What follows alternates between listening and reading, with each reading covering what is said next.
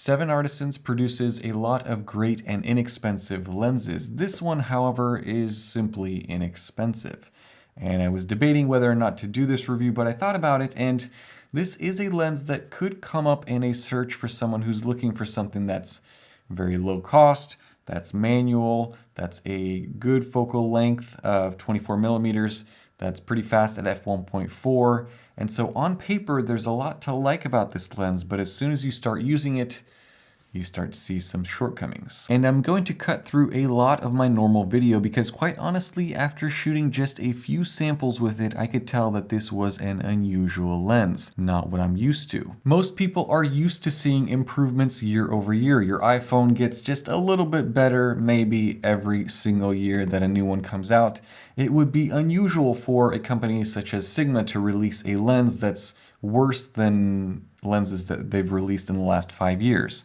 It seems counterintuitive. But that seems to be the case here. The body is great. It's all metal and glass construction, coming in at 338 grams. It's finished to the usual 7artisans quality and tolerances. That is, it doesn't feel like a $100 lens. Metal rear mount, no electronics, no weather sealing, but a smooth focus ring and a smooth declicked aperture ring. And the size is not bad either. Certainly compared to something like the 23mm f1.4 from Sigma, you could almost call this lens compact. And this is an APS-C lens, so I did what any normal person would do. I took it, put it on my Sony a6700, and I went out and snapped some photos with it.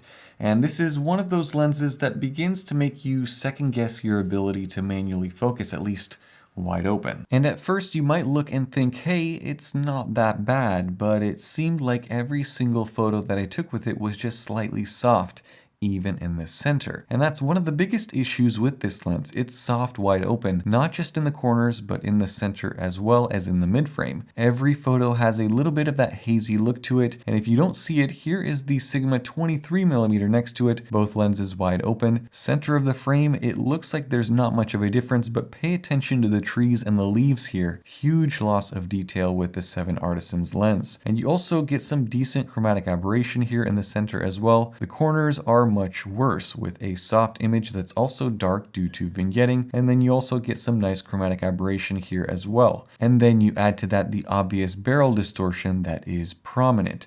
And while most lenses correct these things if you stop them down to, let's say, f4, with this lens it just barely gets any better. You get a boost in contrast levels and a bit more sharpness in the center, but the corners and the midframe remain pretty poor in performance. The chromatic aberration is pretty bad as well. It's not absolutely horrible, but it's not as good as most, and it affects the frame even when you aren't dealing with direct sunlight. The flaring performance isn't great, as you get a loss of contrast, some ghosting, in addition to the flares that aren't particularly beautiful to look at. And then let's get to the bokeh, which is just frankly busy. It's not smooth, it has chromatic aberrations in it, it's not ideal for folks who like bokeh. With an f1.4 lens, you'd expect more. And I guess what I'm trying to say here is that as nice as this lens is in terms of build, the performance just isn't there, even at the $100 price point. And maybe I'm being a bit more harsh on this lens coming off of the Viltrox 20mm f2.8 review, which was an absolute steal in value, a full frame lens with autofocus for about 150 USD. But then again, I think that's where these companies need to go, offer more value for the money. This type of lens would have been fine maybe 4 years ago, but now with other third-party lens makers stepping up and releasing home runs for cheap, you have to stay competitive. And 7artisans is competitive with other lenses. They are beginning to release autofocus lenses as well with varying levels of performance, but I can tell you all of them are better than this one. And the thing that makes me concerned is I know that they know what they are releasing. It's not like they spend all of this money and time and effort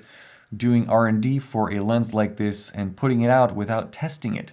So even before it gets into any paying customers' hands, they know how well or how not well it performs. Ultimately, it's a fine lens if you want to buy it cheap and throw it on and learn manual focus and you don't care much about perfect optics. But the problem with this is that there are simply too many other lenses in this 20 to 25mm focal length that have either better optics or better character or both. So it's near impossible for me to recommend this lens to anyone. Maybe this is a fixable problem. I don't know. If they price this at, let's say, $50 US, I would say, yeah, go out and go for it. It's super cheap. But with other lenses coming up in quality, that $100 price point, as low as it is, I'd still say that there are better options out there, even from 7artisans themselves. So that is my review. How about that for the first video of 2024? Let me know what you guys think down in the comment section below. If you want to buy this lens for whatever reason, I'll have a link to it down in the description.